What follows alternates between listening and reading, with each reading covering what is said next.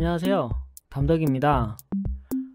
오늘은 공중관계를 뜻하는 PR에 대해서 알아보도록 하겠습니다.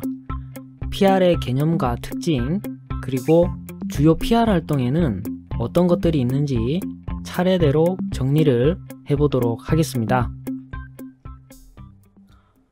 PR에 대한 정의를 알기 전에 우선은 공중에 대한 이해를 하고 넘어가도록 하겠습니다. 공중은 영어로 퍼블릭이라고 해석을 하는데요. 공중이란 공통된 관심사를 가진 사람들의 집단을 의미합니다. 어떤 특정 주제에 대해서 나름대로의 의견들을 가지고 있고 그들 간의 상호 유기적인 관계를 맺고 있는 사람들의 집합체를 공중이라고 합니다. 이러한 공중과 유사한 용어로 사용되는 것이 바로 대중과 군중이라는 용어가 있습니다. 이들은 서로 비슷한 개념을 가지고 있지만 엄밀히 비교를 해보면 서로 다른 의미로 사용이 됩니다. 먼저 대중은 조직화된 행동을 할 수 없는 대규모의 이질적인 불특정 다수의 사람들로 구성된 집합체를 의미합니다. 이들은 집단의식이나 소속감이 없는 익명의 이질적인 사람들로 구성이 되어 있습니다. 그래서 상호작용이나 의사소통이 거의 없다는 점에서 공중과 구분이 되는 용어입니다. 또한 군중은 공통된 규범이나 조직성이 없이 우연히 조직된 일시적인 집단을 의미합니다. 이들은 공동의 관심사나 공통의 의견을 가진 사람들로 구성이 되었다라는 점에서 공중과 유사한 개념이기는 하지만 일정한 시기와 장소에 잠깐 모였다가 공동의 목표가 달성이 되면 그 즉시 해산을 하게 되고 해산과 동시에 모임의 성격도 사라진다는 점에서 공중과 구별이 되는 용어입니다. 대중과 군중과는 다르게 공중은 공통의 의견을 가지고 있고 유사한 이해관계로 맺어져 있다는 점에서 이해관계자로 해석을 할 수가 있습니다. 즉, PR을 공중관계라고 표현하는 이유도 공중을 설득이 아닌 관계의 주체로 바라본다는 의미입니다. 한마디로 공중은 조직과 유사한 이해로 맺어져 있는 집단인 이해관계자라고 볼 수가 있겠습니다. 자, 그렇다면 여기서 나오는 이해관계자와 PR은 서로 어떤 연관성을 가지고 있는지 좀 더 자세히 알아보도록 하겠습니다. 이해관계자에 대한 기본적인 정의를 살펴보도록 하겠습니다. 이해관계자란 말 그대로 기업에 대해서 이해관계를 가지고 있는 사람이나 집단을 의미합니다. 여기서 말하는 이해라고 하는 것은 이익과 손해를 뜻하는데요. 즉, 어떤 구성원이나 집단의 행동으로 인해서 그들의 관계에 이익과 손해가 발생하는 모든 것을 이해관계라고 해석을 하고 이들을 이해관계자라고 부릅니다. 이러한 이해관계자에는 주주뿐 아니라 소비자, 공급자, 종업원, 지역사회, 정부기관, 언론, 시민단체 등이 모두 이해관계자라고 할 수가 있겠습니다. 그림을 보시면 이해관계자는 기업을 중심으로 내부적 이해관계자와 외부적 이해관계자로 분류를 나눌 수가 있는데 내부적 이해관계자에는 종업원, 경영자, 출자자 등이 있고 외부적 이해관계자에는 공급자, 소비자, 지역사회, 정부기관, 언론, 시민단체 등이 있습니다. 이 외에도 경쟁자나 투자자, 기타 이해관계자 등이 있을 수가 있겠습니다. 이해관계자는 기업에 직접적이거나 간접적으로 영향을 주고받을 수 있는 사람이나 집단 등을 의미를 한다고 하였는데 이들을 공중이라고 부릅니다. 그래서 마케팅의 PR은 바로 이러한 공중들과의 관계를 맺는 것을 의미합니다. 과거에는 PR이라고 한다면 단순하게 홍보의 역할만을 수행을 했고 PR은 홍보다라는 인식이 강했었는데 지금은 기업 환경이 많이 바뀌면서 PR에 대한 개념도 변화가 되고 있습니다. 이러한 변화 속에서 PR의 활동들도 매우 다양해지고 있는데요. PR의 구체적인 활동들을 간단하게 살펴보면 방송 홍보, 퍼블리시티, 온라인과 SNS, 이벤트, 컨퍼런스, 제작물 등의 활동들을 모두 PR이 수행한다고 보시면 되겠습니다. 이러한 활동들을 통해서 기업은 다양한 공중들과의 관계 맺기를 통해서 기업 이미지를 구축하고 이들과의 신뢰를 유지하면서 상호 간의 이익을 도모를 하게 되는데 이러한 역할을 수행하는 것이 바로 PR이다 라고 보시면 되겠습니다. PR은 기본적으로 기업 홍보를 뜻합니다. PR의 개념이 마케팅에서 점차적으로 중요하게 된 배경을 잠시 살펴보고 넘어가도록 하겠습니다. 과거의 PR의 개념은 기업 홍보 차원에서 머물러 있었습니다. 마케팅 업무와는 독립적으로 운영이 되면서 기업 홍보실을 통해서 PR 업무를 수행을 해왔는데요. 이것이 이제 점차적으로 마케팅 환경이 변화가 되고 활동 영역이 확장이 되면서 기업을 둘러싼 다양한 공중과의 관계를 보다 체계적으로 관리할 필요성이 대두가 되게 되었습니다. 이러한 환경 변화로 인해서 PR의 기능이 매우 중요하게 되었는데요. 크게 5가지 정도로 그 배경을 설명할 수가 있겠습니다. 첫 번째는 매스미디어의 영향력과 중요성이 감소되었다라는 점을 들 수가 있습니다. 전통적인 매체인 TV와 신문, 잡지 등의 영향력이 줄어들었고 디지털 환경의 매체가 급속도로 성장을 하면서 시장은 점차 세분화되어 가고 있고 이러한 세분화된 청중에게 맞춤 정보를 제공해야 할 필요성이 대두가 되었는데 여기에 적합한 커뮤니케이션 도구가 바로 PR이다 라고 할 수가 있습니다. 두 번째는 PR이 제공하는 정보의 신뢰성입니다. 소비자들은 주로 광고나 판촉에서 전달이 되는 메시지가 제조업체에 의해서 제공된다는 것을 알고 있기 때문에 이러한 정보의 신뢰성을 크게 받아들이지를 않게 되는데 이에 반해서 PR은 주로 언론기관이나 방송기관 또는 전문가 집단 등에서 정보 원천이 제공되고 있기 때문에 메시지의 설득 효과가 높게 나타납니다. 그래서 기업 입장에서는 설득 효과가 높은 커뮤니케이션 도구인 PR에 관심을 둘 수밖에 없는 것입니다. 세 번째는 소비자들의 환경에 대한 관심의 증대입니다. 삶의 질이 높아질수록 소비자들은 스스로 환경이 본인들의 생활의 질에 지대한 영향을 미치고 있음을 인식을 하게 되는데 기업이 제공하는 제품에도 크게 관심을 가지게 되었습니다.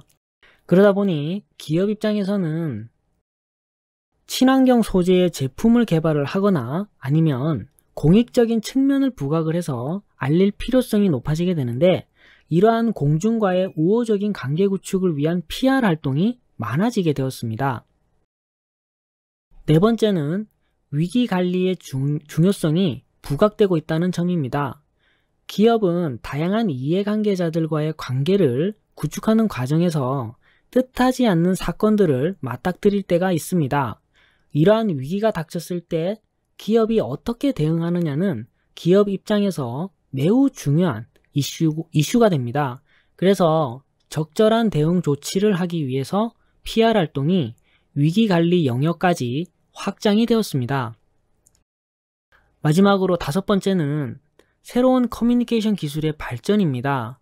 정보기술의 발전은 고객과의 개별적인 마케팅 활동이 가능하게 하였고 이에 따라서 마케팅 커뮤니케이션 개념도 쌍방향적이고 개별적인 매체의 사용을 높이게 되었습니다.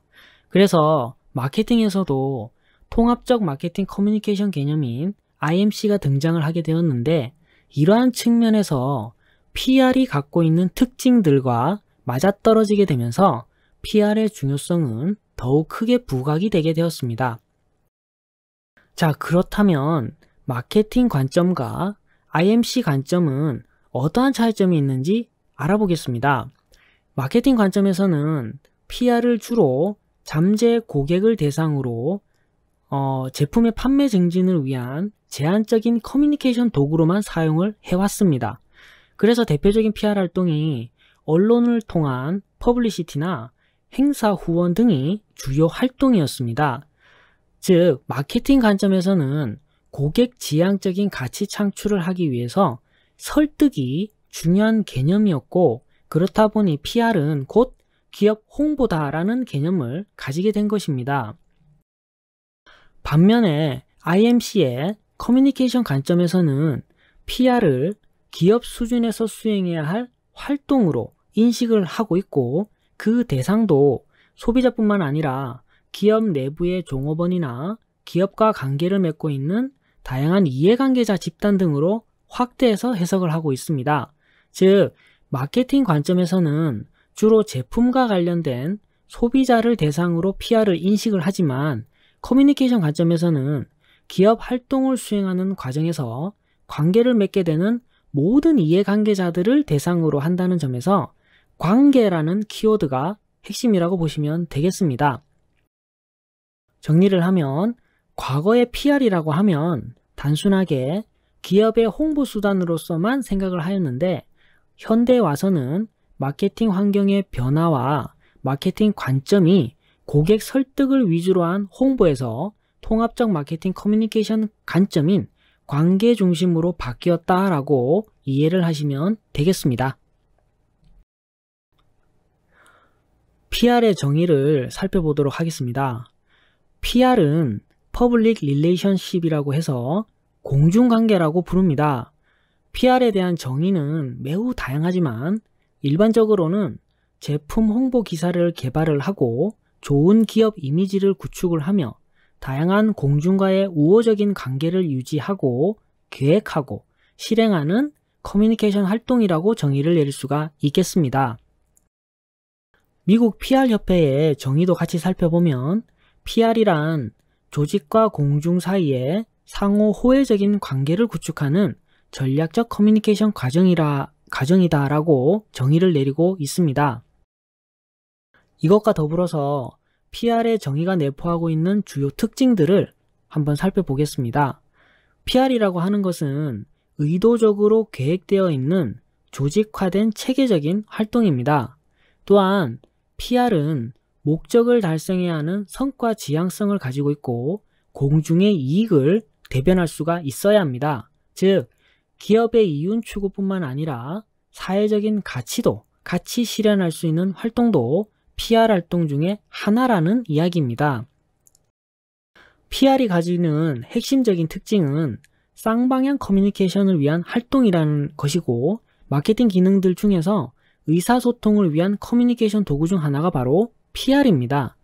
이러한 특징들을 내포하고 있는 것이 PR의 개념이다라고 할 수가 있겠습니다. PR과 관련된 주요 용어들을 살펴보면 이해관계자, 이미지, 관계성, 호혜, 신뢰 등의 용어를 들 수가 있습니다. 이해관계자는 기업과 관계를 가지고 있는 주요한 공중들을 말하는 것이고, 이미지는 기업의 평판이나 태도, 선호 등을 포함하는 용어입니다. 관계성은 궁극적인 PR의 목표인 공중과의 관계성을 뜻하는 말이고, 호혜는 상호 간의 최대의 이익을 도모할 수 있는 공중의 이익을 뜻합니다. 공중 간의 관계 유지에서 가장 중요한 핵심적인 요소는 바로 신뢰이므로 PR이 내포하고 있는 의미를 이러한 용어들과 연관을 지어서 생각을 해볼 수가 있겠습니다.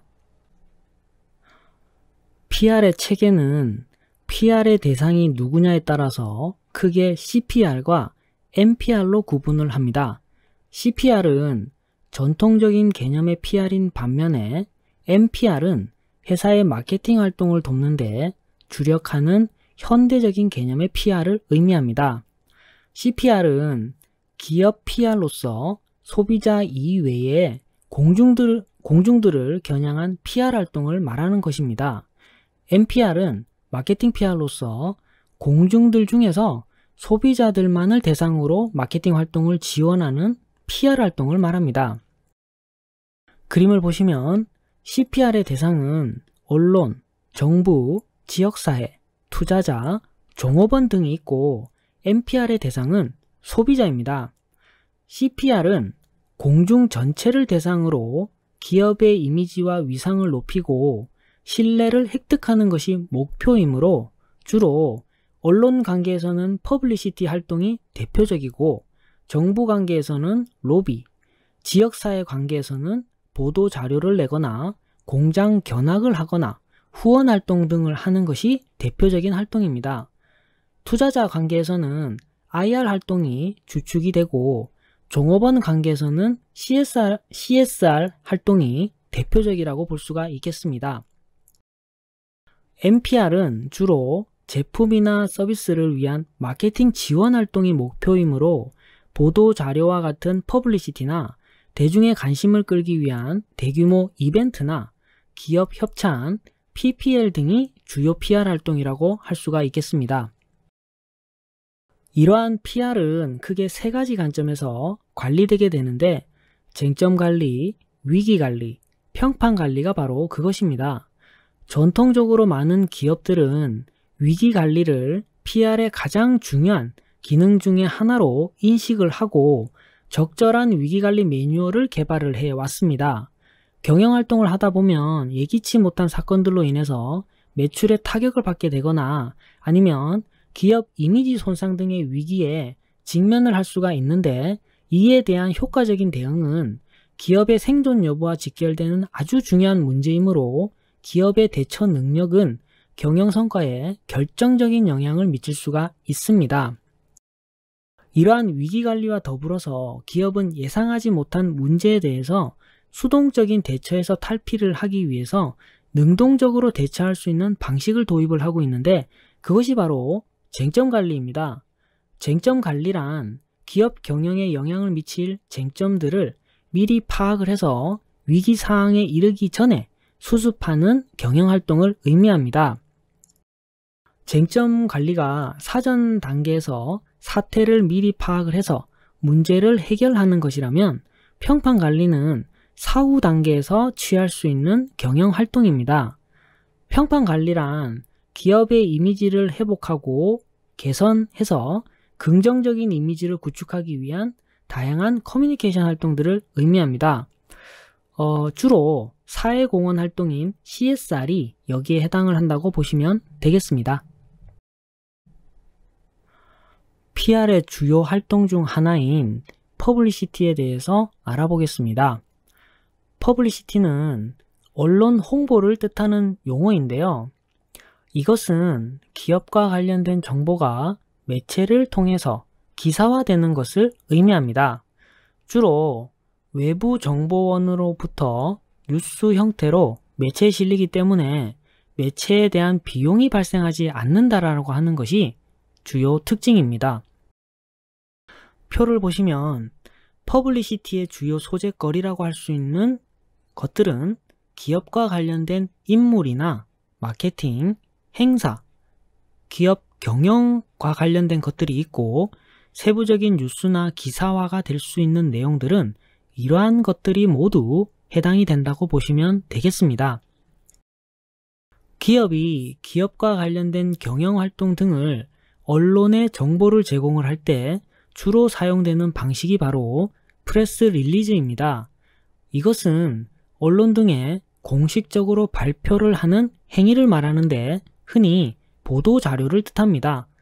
프레스 컨퍼런스는 기자 간담회라고 하는데 보도에 관련된 관계자들을 초대를 해서 기업 측의 프레젠테이션과 자료를 배포를 하고 기자회견이 이루어지는 발표회를 프레스 컨퍼런스라고 부릅니다. 발표된 내용이 기사화가 되면 이것이 퍼블리시티가 되는 것입니다. 프레스 릴리즈는 직접 기사나 뉴스가 되기도 하지만 프레스 컨퍼런스 등을 통해서 취재가 이루어지기도 합니다. 우리가 앞서서 살펴본 내용 중에 PR의 기능이 부각된 이유 중 하나는 마케팅 환경과 미디어의 변화 때문이라고 언급을 하였는데요. 최근의 매체 환경의 변화는 커뮤니케이션 채널이 전통적인 신문이나 방송과 같은 매스미디어에서 블로그나 페이스북과 같은 소셜미디어로 그 무게중심이 옮겨졌습니다. 그래서 이러한 PR을 디지털 PR이라고 부릅니다. 그림을 보시면 전통적인 PR 활동은 뉴스 퍼블리시티를 위한 의도적이고 계획된 이벤트 등을 기획을 해서 이루어지는 PR 활동 등이 대세였다면 디지털 PR은 온라인 공간에서 화제가 될 수 있고 확산이 될 만한 소재들을 콘텐츠로 제작을 해서 바이럴을 타는 형식으로 이루어지는 PR 활동들이 많아지고 있습니다. 그래서 최근에는 PR이라고 하면 그냥 디지털 PR이라고 인식하는 견해도 있습니다.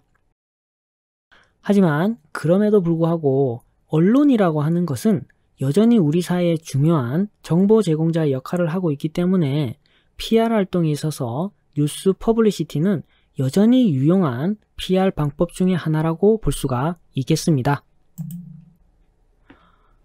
퍼블리시티에 이어서 이번에는 기업 홍보 캠페인과 관련된 PR 활동에 대해서 알아보겠습니다.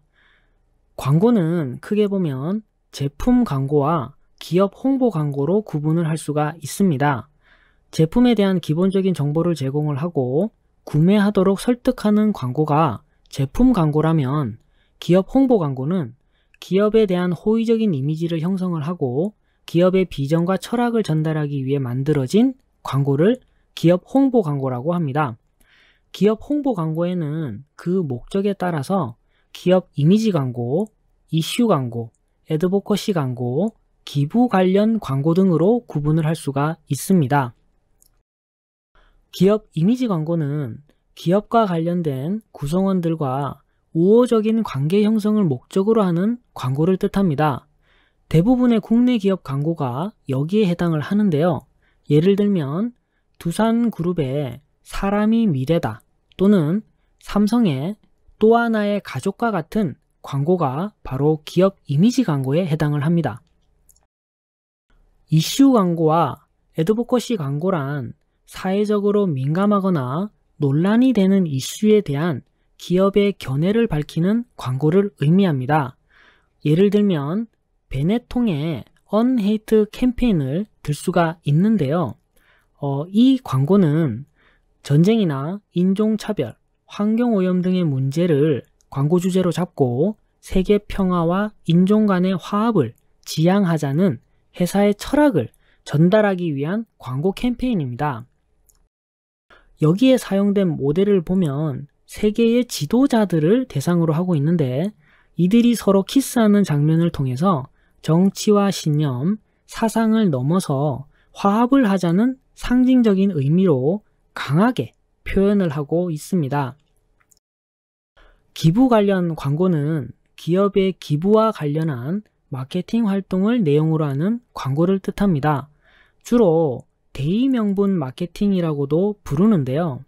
이것은 특정 제품이 판매가 될 때마다 그 금액의 일부를 기부함으로써 소비자들의 제품 구매를 유도하는 캠페인입니다. 대표적인 예를 보면 탐스 슈즈의 원포원 캠페인이 있고 A본의 핑크 리본 캠페인을 들 수가 있겠습니다. 주요 PR 활동의 종류 중 기업 협찬과 제품 삽입 광고인 PPL에 대해서 알아보겠습니다.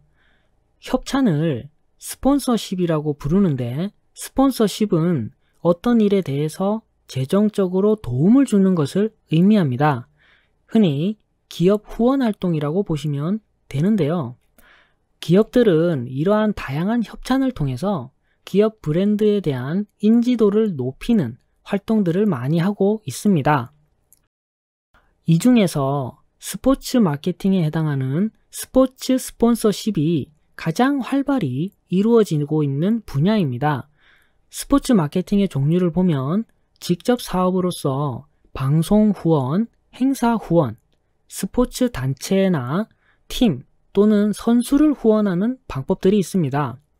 간접 사업으로서는 광고와 제품을 통한 후원 방법이 있는데, 기업이 이러한 스포츠 마케팅을 전개하는 목적은 기업 이미지와 브랜드에 대한 친밀도를 높이기 위한 것과 이미지를 개선하기 위한 것, 그리고 기업이 사회적 책임을 다하고 있다라는 것을 일반 대중에게 표현하기 위한 것이 주요 목적이라고 볼 수 있겠습니다.